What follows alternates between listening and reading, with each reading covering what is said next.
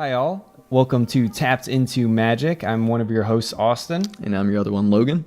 And we're here today to talk to you about an Oathbreaker deck tech. It is my Nissa, Steward of Elements, paired with Treasure Hunt. Now, you guys actually went over on Twitter and voted which deck tech you wanted to see the most, and you voted for Nissa. And the other ones that were on there were also Karn, and then Xenagos the Reveler, Nicobolas the God Pharaoh. The last one was just Nissa. Yeah, so if you do want to see those or maybe some others, go ahead and let us know below which one you'd want to see next. But for now, we'll get into this deck tech. So Nissa, Steward of Elements, is a blue-green planeswalker. It's X blue-green for a planeswalker Nissa that enters with X loyalty. And you can +2 her to scry 2. You can 0 her to look at the top card of your library. If it's a land card or a creature card with converted mana cost less than or equal to the number of loyalty counters on Nissa, Steward of Elements, you may put that card onto the battlefield. Or you can -6 her to untap 2 target lands you control, and they become 5/5 elemental creatures with flying and haste until end of turn, and they're still lands. Now, the signature spell for this deck is Treasure Hunt, and Treasure Hunt is a 1 and a blue, and you reveal cards from the top of your library until you reveal a non-land card. Then put all cards revealed this way into your hand. Yeah, now these cards synergize together because with Nissa, Steward of Elements, you can +2 her to scry 2, make sure you put as many lands as you want on top, and then that way when you Treasure Hunt, you're drawing multiple cards, because Treasure Hunt is always the best when you're drawing into multiple lands. And this deck is going to be also able to play a bunch of lands all at once from your hand. So when you're drawing all those lands, you're going to be able to play them and put them onto the battlefield. Yeah. And then you're also going to be able to look at the top card of your library. We're going to have some deck manipulation for that, so that you can make sure you get a land when you want to get a land and get a creature when you want to get a creature. And the main point of this deck, because this deck is actually a lands matter deck. I think I failed to mention that. But we're going to be having a lot of lands in this deck. This deck has 26 lands in it, which is more than a usual Oathbreaker deck has. Yeah. We're going to be playing a bunch of lands, turning those lands into dudes, and then turning those dudes sideways to punch your opponents in the face. Now, to start off, this deck would be nothing without ramp, and there is a lot of it in this deck. So to start off, we have some instants and sorceries that put multiple lands, or at least have the potential to put multiple lands into the battlefield all at once. The first one is Collective Voyage, and the second one is Animus Awaken. Both of them, you put mana into the spell, extra mana into the spell, and you put extra lands into play. The only difference is Collective Voyage is actually something that everyone can do, whereas Animus Awakening is you yourself pay, and you only are the one to look for those lands, where Collective Voyage is everyone is allowed to tap a certain amount of mana to go and look for that certain amount of lands. Right. Collective Voyage is fun in multiplayer. I only put it in there because of the fun aspect, and because you're going to be giving lands to everybody, but you're going to be able to use those lands more effectively 9 times out of 10. Other ramp, we have some more just kind of single target ramp with Rampant Growth and Sakura Tribe Elder. Both of these ramp cards only cost 1 and a green, and they basically get you 1 land and put it into play tapped. Other than that, we do have Mana Dorks too. Yeah, they're both 2-drops, but these ones are a little different. We have Kior's Follower, which is a green and a blue for a 2/2 that can tap to untap another target permanent. So this can be things like creatures, lands, and other things. And then we also have Sylvan Curadid, which is 1 and a green for a creature plant, a 0/3 with Defender and Hexproof, and you can tap to add any color to your mana pool. Right, and these are some Mana Dorks. You want to have something other than just lands in this deck, so that's why those are there. Now, some other types of ramp that we have, they're actually the most important type of ramp in this deck, because they're actually going to allow you to play more than 1 land from your hand into play per turn. And those are going to be Exploration, Burgeoning, and Azusa. Exploration lets you put 1 extra. Azusa lets you put 2 extra lands onto the play per turn, and Burgeoning, which is arguably the best one, lets you play a land whenever an opponent plays a land. So in a multiplayer format like this, you're going to be able to play a ton of lands. Now, there are a good amount of, if you're playing fetches, if you're playing things that, you're sacking lands and things like that, you're going to want a way to recur those lands.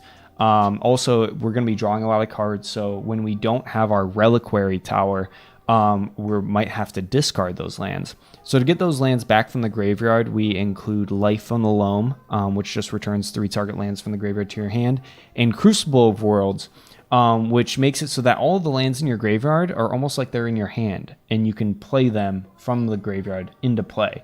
Now, Crucible of Worlds is great with the land card or the enchantment and Azusa's that lets you play multiple lands per turn. You can get multiple cards back from your graveyard. It also combos with things like Strip Mine, which are in this deck, and Dust Bowl and Tectonic Edge, which all 3 destroy your opponent's lands. So if an opponent's being greedy and ramping a lot, you want to be the only one that's ramping. So you want to make sure you cut them down to size. You can also use that combo of Strip Mine, Crucible of Worlds, and Azusa to lock people out and destroy all their lands. That's not necessarily a fun thing to do. I don't like doing that, but I will if it's like maybe I'm about to lose and it's the only way to win the game. I will kind of pull that out. Now, with with Nissa's 0 ability, you're going to want to be able to manipulate the top deck or the top of your library, as well as with Treasure Hunt. You want to make sure you're drawing into as many lands as possible. So in this deck, we include Sensei's Divining Top and Brainstorm. Both are going to be able to let you look at the top cards of your library, or at least make sure more lands are on top, or if you want to 0 Nissa, you make sure a good creature is on top of your library for those. Now, card draw. Card draw is extremely important in Magic, and especially in multiplayer formats where the games go longer and you can run out of gas very quickly. So we have 2 ways to draw cards that are kind of just generic blue-green ways. We have Treasure Cruise. Our graveyard does fill up a lot in this deck, so we're going to be able to delve away those cards in order to Treasure Cruise for minimal mana, hopefully only a blue, in order to draw 3 cards. And we also have Harmonize, which you play 2 and 2 green to draw 3 cards. Now, with decks like this, you want to be able to synergize as much as possible. Since we're playing a lot of lands, we have cards here that allow us to draw cards when we play lands. We have Tetiova, Benthic Druid, and Horn of Greed. Both let you draw a card whenever a land enters the battlefield. Tetiova is a little better, even though she's more expensive, because it's only when you play a land that you draw a card, and you also gain a life. But Horn of Greed is everyone, whenever they play a land, they draw a card. So it works with your opponents too. You're going to be playing more lands though, so Horn of Greed is going to benefit you more so than other people. And another way to do it is... Tireless Tracker is a creature, is a 3/2, 2 and a green for a human scout, and whenever a land enters the battlefield underneath your control, you investigate. Yep, and investigating basically just means that you put a clue token on the battlefield and you can sacrifice to draw a card. Tireless Tracker also gets bigger whenever you sacrifice clue tokens, so he can also be a big beater you can use to swing into people's faces. And then there are 2 cards that I put kind of in the card draw and ramp category because they do either or. It's Kiora, Master of the Depths, and Coiling Oracle. Both of them have a mixture of either ramping you or can draw you some extra cards. So those are really good because they can kind of do whatever you want when you want it. Now, also in this deck, you're going to want removal and you're going to want some control. So for removal, I chose to get removal in here that is kind of modal. It lets you remove multiple things. I don't want something that just destroys artifacts or just destroys enchantments or something like that. So I have Beast Within and Song of the Dryads. Both of them can target any permanent and get rid of them for you. But both are kind of nice because one gives you a 3/3 beast and the other just turns a permanent into a forest. So it's not like your opponent's getting nothing. At least that's what you can tell your friends, and they probably will still hate you for it. Now, as far as control goes for this deck, we do have 3 counter spells. We have Swan Song, which counters a enchantment, instant, or sorcery and gives them a 2/2 blue bird. We have Plasm Capture, which is a little more expensive than I'd like for a counter spell, but if you do counter a spell, especially a big one, on your next pre-combat main phase, you can get that much mana as the spell you counter's converted mana cost. So that can help you ramp up even more on your next turn to play big spells. Or if you've played Treasure Hunt a bunch this game, you're able to Treasure Hunt just with that Plasm Capture. And then another one's Logic Knot. Since we're going to have a decent amount of cards in the graveyard, we can delve those away, pay 2, and make someone encounter a spell unless that person plays or pays X.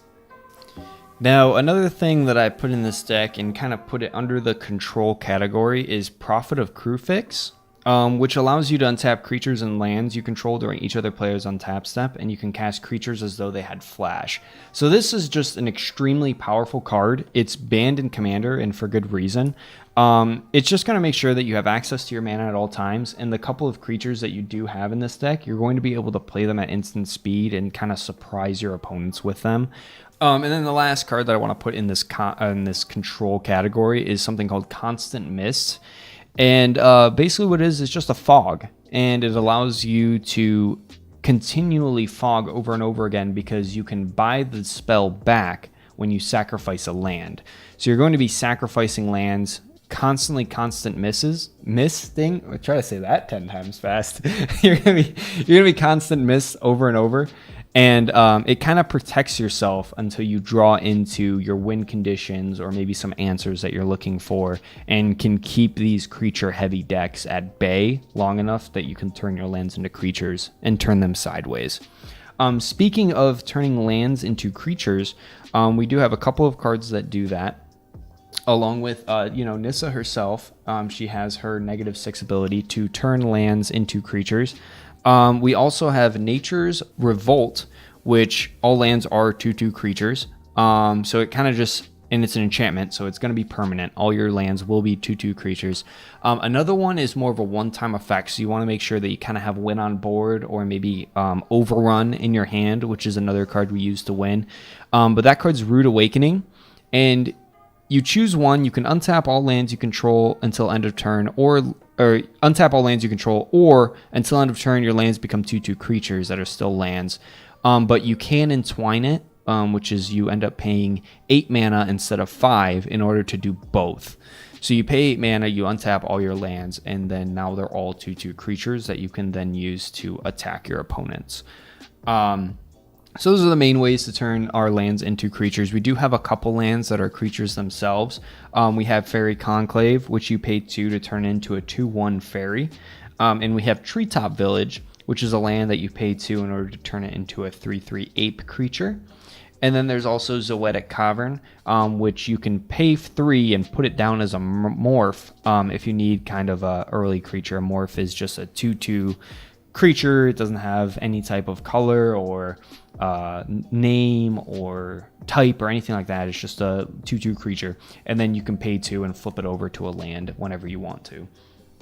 And then, if turning your lands into creatures aren't working, you're not drawing into those answers, we also have Rampaging Baylofts, which is a 6/6 trample, which on its own is good, but it also has landfall. So whenever a land enters the battlefield under your control, you can put a 4/4 green beast creature token onto the battlefield. This deck's going to be playing a lot of lands, so it has the potential to be putting a lot of 4/4 green beasts into the battlefield, and then we can also use Overrun with that to kind of take out our opponents. If we are running behind and the creatures are putting out a lot of opponents or a lot of permanents onto the field, or the opponents are putting out a lot of creatures or permanents onto the field, we do have a quote-unquote board wipe here in Coastal Breach. It has Undaunted, so when you're playing in multiplayer, it does get cheaper. It costs 1 less for each opponent that you have. And what you do is you play it and you return all non-land permanents to their owner's hands. It's a symmetrical effect, so it's going to return your permanents. But most of the permanents that you're focused on in this deck are going to be lands, so it's not going to be as big of a deal.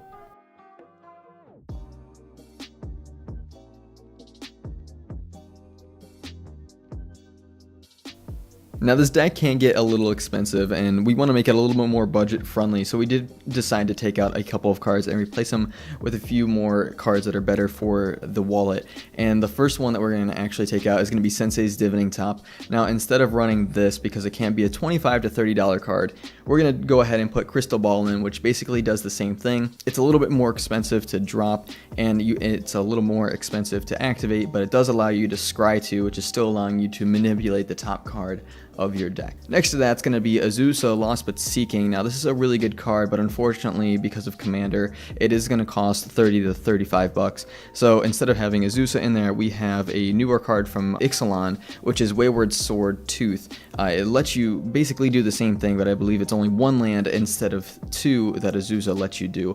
It does help the budget a little bit more, so one land instead of two is definitely going to still work in the long run. The one after that's going to be Crucible of Worlds, and we're going to go ahead and replace this with Remin, which is a creature from Amonkhet.